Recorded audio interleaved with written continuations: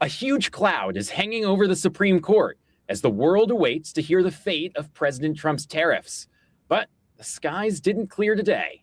The justices released 3 more opinions on mail ballot deadlines, warrantless police searches, and more, but still no tariffs. I'm Zach Schoenfeld, legal affairs reporter at The Hill, and wow, this week do we have quite a lot of court news to get to. And I'm here to break it all down with my partner in covering crime, my fellow legal affairs reporter here at The Hill, Ella Lee. Ella and I, we co-author the GAVEL newsletter. It lands in your inbox every Wednesday morning to get you the latest on the intersection of courts and national politics. And you can sign up right now by going to thehill.com/newsletters. All right, Ella, we've got a lot to chat about. I want to get to the big arguments yesterday in the transgender athletes case in just a few moments. But let's start by talking about what happened today, or I guess I should say what didn't happen today, because another opinion day has come and gone and still no tariffs. Yeah, I mean, it's been going and going and going, and we are just waiting and waiting and waiting. I think that the energy in the air is such that we were expecting tariffs on Friday when we had our first opinion day. We were expecting it today, and I think that from here on out, every single day that we have an opinion day, people are going to be just as excited to get the tariffs decision, or just as nervous, depending on who you are. No doubt. I mean, it feels almost like a bit of Russian roulette when we're getting these opinion releases as they're coming out. And I feel like when we're covering the court, it always feels that way, but not usually this much in January. I think, the environment is at the court when I was there today. I mean, it feels like that May or that June timeframe when we're used to seeing all of those big decisions of the term come down. But here we are in January, and that anticipation seems just as intense as we're used to seeing in the summer. But there really is, at this point, no definitive indication that the tariffs opinion is even going to come this month. It could still be a while.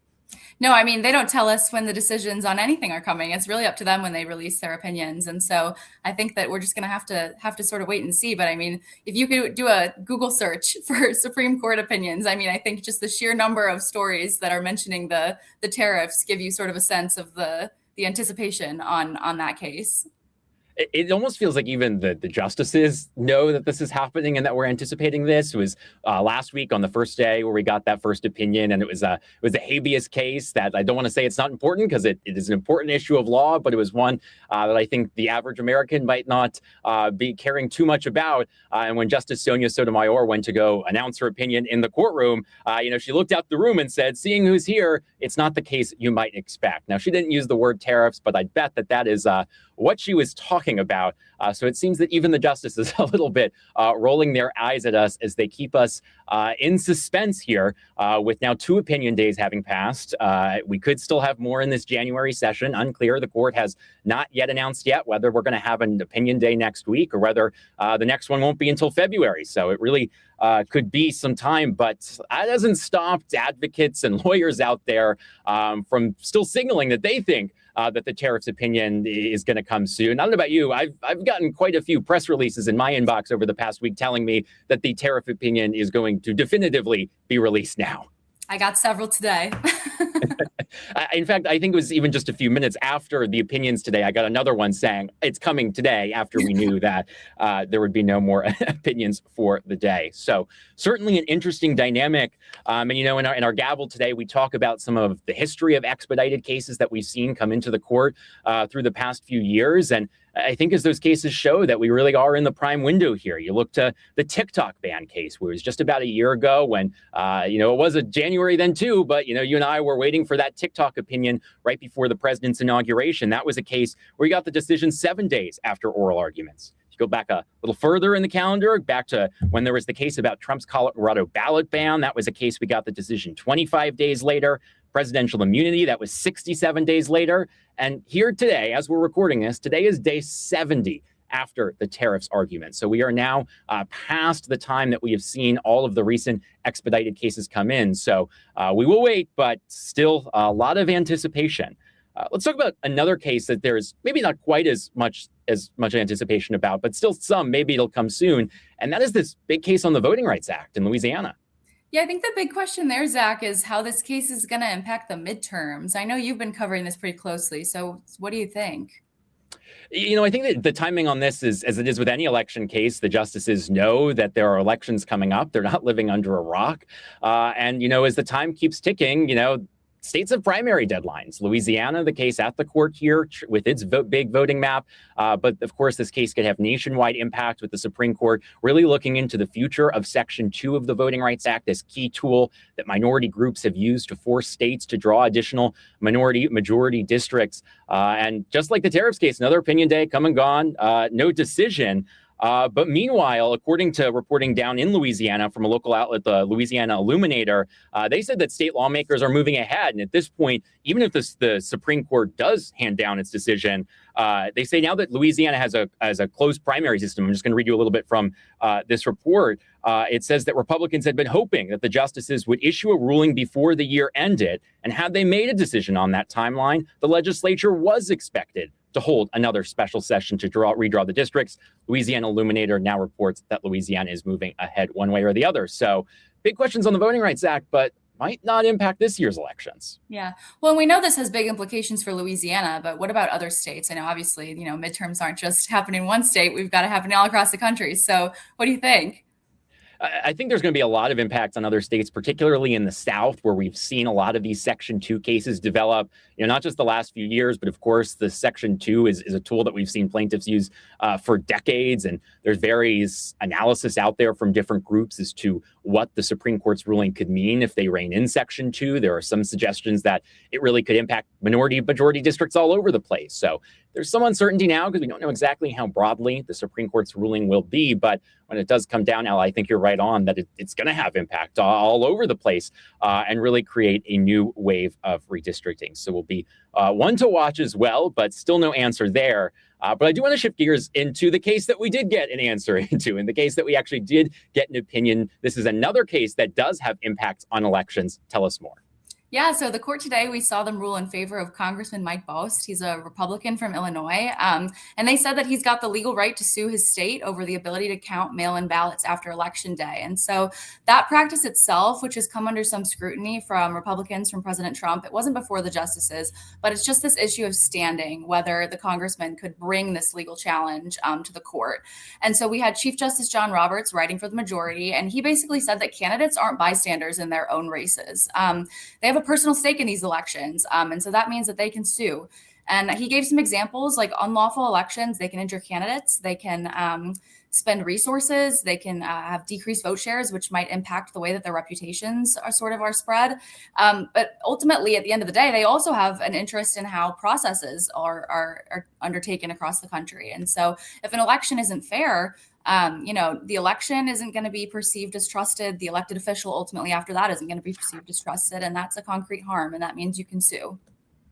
Indeed. And now a big win here for the congressman. I'll read you his statement that he posted on social media today. He said, quote, "We have won this initial battle, but the fight for election integrity continues." Very similar sentiments from the Republican National Committee, which had been supporting this lawsuit as well. They called this, quote, "a major win for election integrity and basic accountability." So Republicans happy about today's decision, but as the congressman's statement alluded to, this is not the end of the battle. Ella, I know you've been watching another big Supreme Court case that is set to come to arguments later on this year. Tell us about that case and how that intersects with the one that was decided today. Which case are you referring to there? I'm referring to the case involving the actual merits of the Election Day deadline. Oh, sure.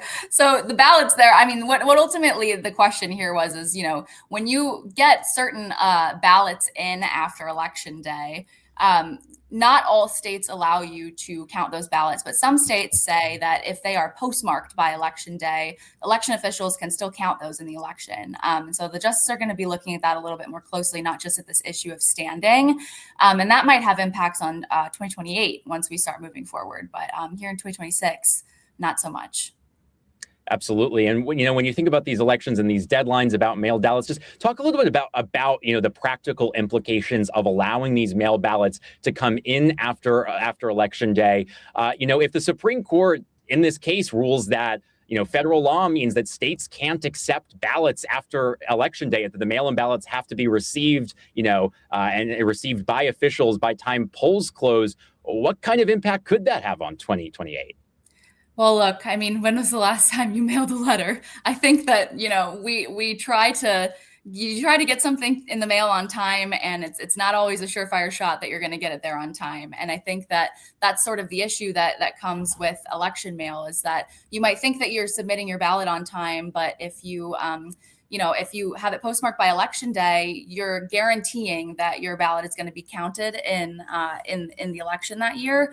However, if it's required that they receive it by election day, if there is some snafu in the mail, if your mail gets swept up and lost somewhere, there's no guarantee that your ballot's getting counted that election, and that could, that's disenfranchisement to some extent. But I think election officials are worried about the implications of that.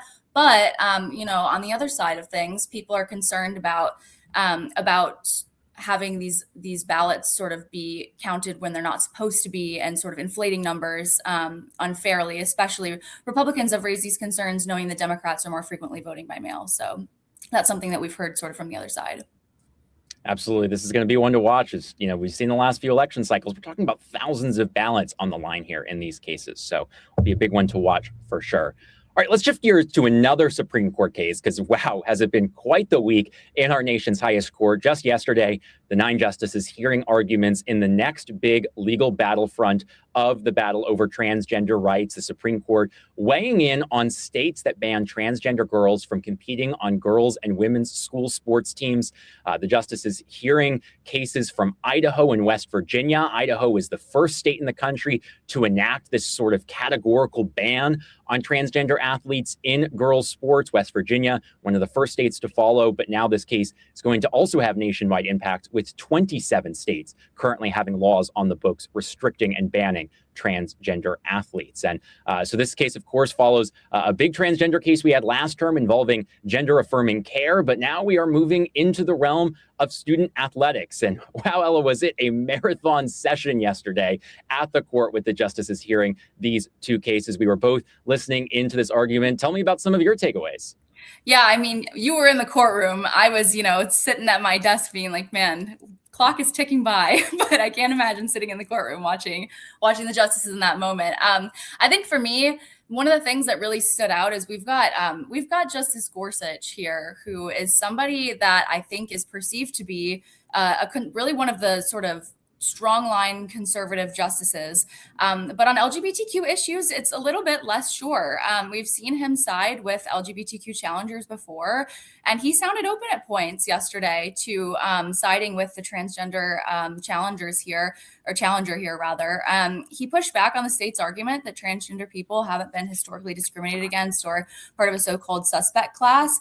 It's hard to know which way the court will go. It's hard to know which way a justice will go. But I think that's something that really stuck out to me, is sort of, he, I think, is a little bit more flexible maybe in this case than some might suspect.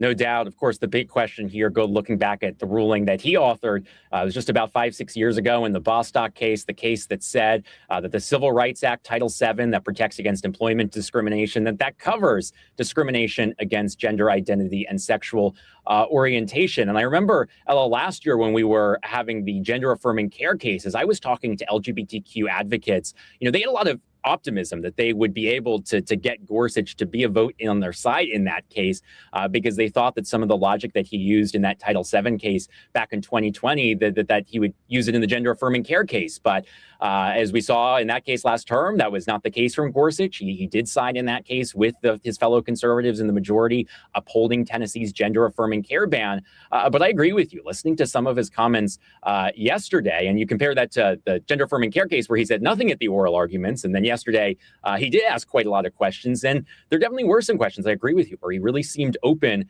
to the possibility that there may be some circumstances where these bans are not allowed. Now, one of the things we have, of course, also heard from Justice Gorsuch is that he signaled that he believes the science in this area is very unsettled. And so I think he also was asking a lot of questions, seemingly that perhaps there are some athletes who should be prevented from playing in girls' sports, but maybe is there some mechanism where the case can can continue, the record can be developed more, we can get a better answer on some of the studies that have come into this case, and get a better answer on transgender athletes and whether and competitive advantage and all of those issues. So agree with you. I think he'll really be the one to watch here.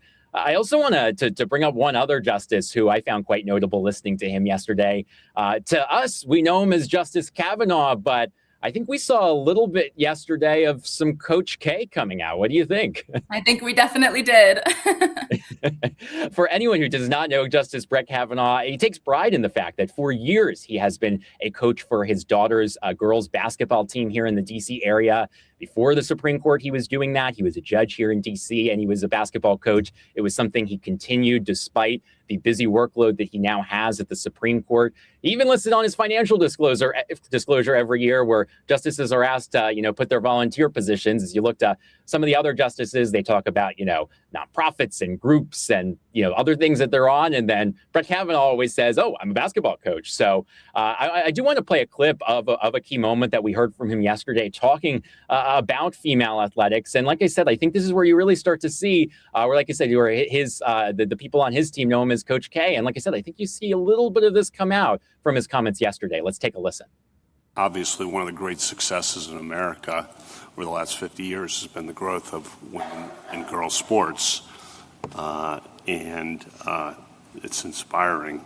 And there's some states in the federal government and the NCAA and the Olympic Committee. So these are a variety of groups who study this issue, think that allowing transgender women and girls to participate will undermine or reverse that amazing success.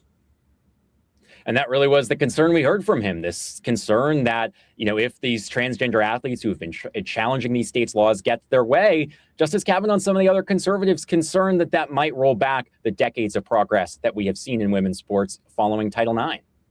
Yeah, absolutely. And we know that he's obviously looking out for his team. Absolutely. I must say, despite having been born and raised here in DC and living here the whole time, I have yet to make it out to one of Coach K's basketball games. Maybe one day I'll make it out there, but not. Great idea. All right, we talked a lot about what the Supreme Court has done this week, but wow, we are only still actually at the beginning, really, of the January argument session. Hard to believe that there is still so much more to come. So let's talk about what's coming to the court next week. And we'll get to talking about Lisa Cook, the Federal Reserve Governor who Trump is attempting to fire. That case is going to go to oral arguments at the Supreme Court. But before we talk about that, let's just set the stage a little bit here of some of the developments that we've seen in just the last few days. Talk a little bit about the developments we've seen with the Justice Department, Fed Chair Jerome Powell, and what's going on as we get ready for this high-stakes Supreme Court oral argument. Yeah, that's right. Over the weekend, Jerome Powell confirmed that the Justice Department has opened an investigation into the Fed's ongoing renovation of its headquarters, which is based in Washington, D.C. According to him, prosecutors served the central bank with grand jury subpoenas and threatened a criminal indictment over testimony that he gave the Senate Banking Committee last June. At that testimony, he talked about the roughly $2.5 billion renovation that they've been working on there.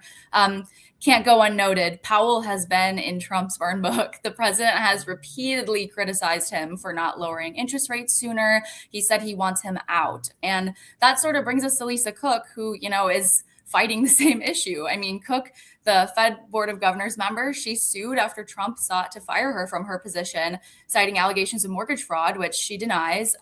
Cook says that Trump wants to fire her because of the fact that the Fed wouldn't lower interest rates and he wants another seat on the board and he wants more power in the Fed. And that ultimately isn't before the Supreme Court at all. What they're sort of looking at is this specific detail of whether the president can fire a Fed governor at all. It was the first time a president had tried to fire a Fed governor and really set up this test of if the central bank really is as independent as it has sort of been perceived to be from the White House for really all of the country's history.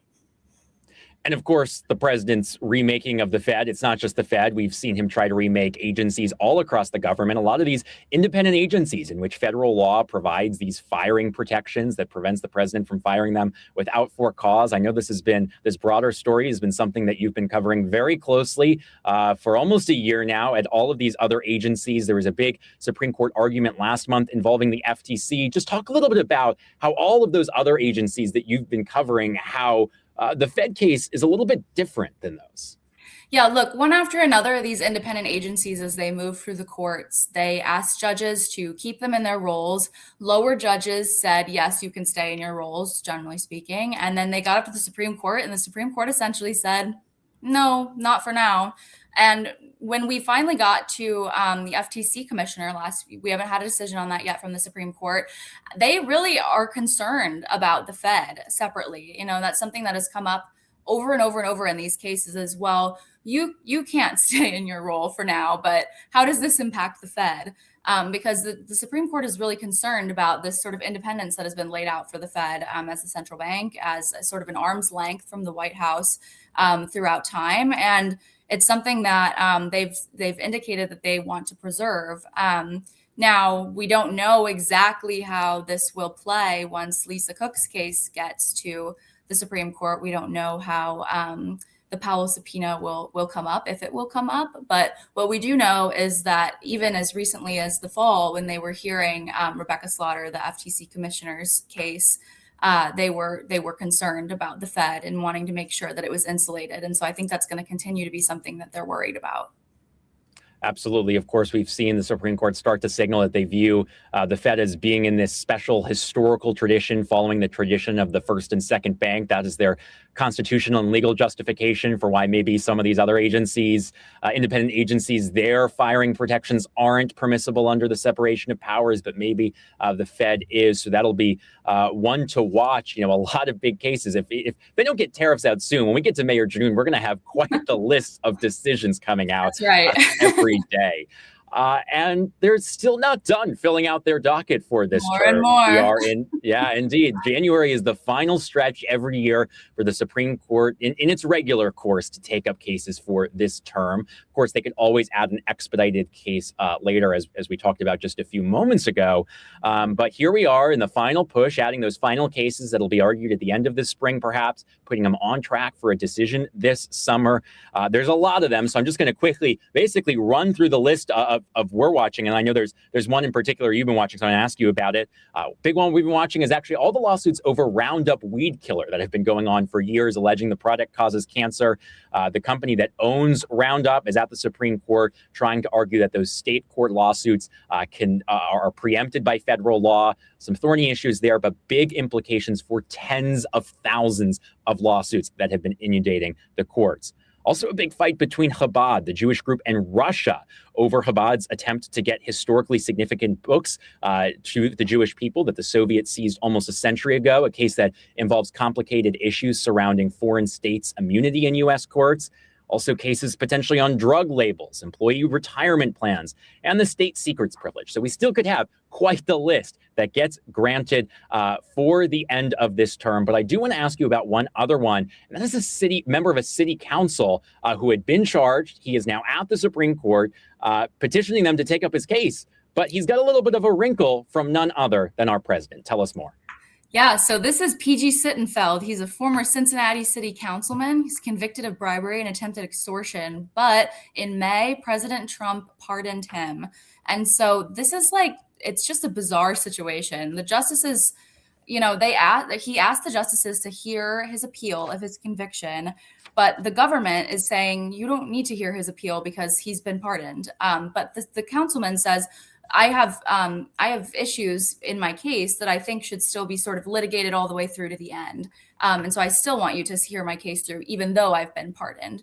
Tied up in this are sort of these intricate issues of pardon power and who has the power to say, when a case stops, if a presidential pardon sort of marks the end stop, then really the Supreme Court can't do much more. But the Supreme Court might try to say, actually, these are important issues, and we're gonna kind of push through. And what that sort of comes down to is it's this issue of quid pro quo. He's asking the court to weigh in over when political campaign donations cross a line into felony bribes, asking if, quote, unambiguous evidence of a quid pro quo is required to secure a conviction for bribery based on campaign contributions.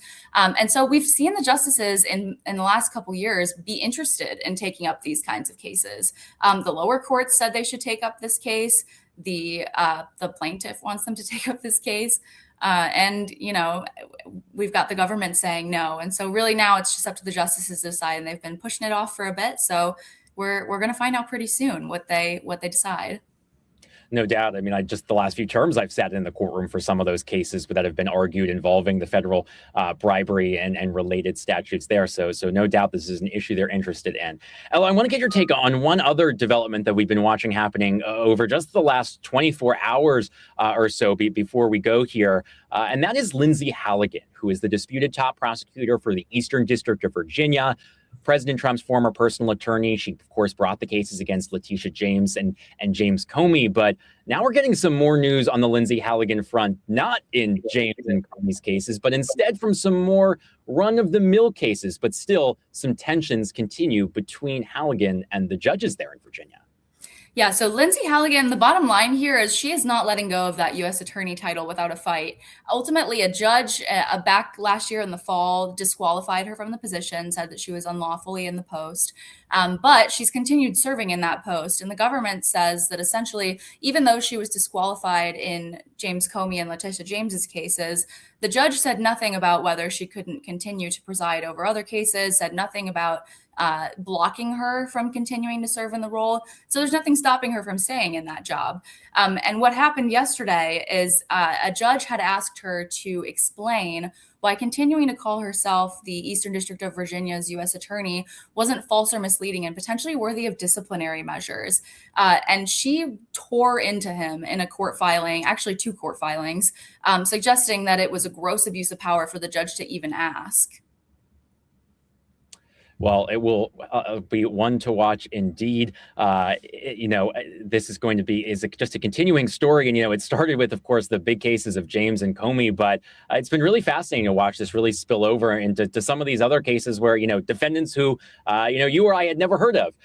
So really an interesting story to follow indeed. And, whether it be what's going on there in Virginia, all that we've talked about at the Supreme Court, a lot of action is going to happen between now and next Wednesday. We've got another orders list coming out where we could see some of those cases possibly be granted.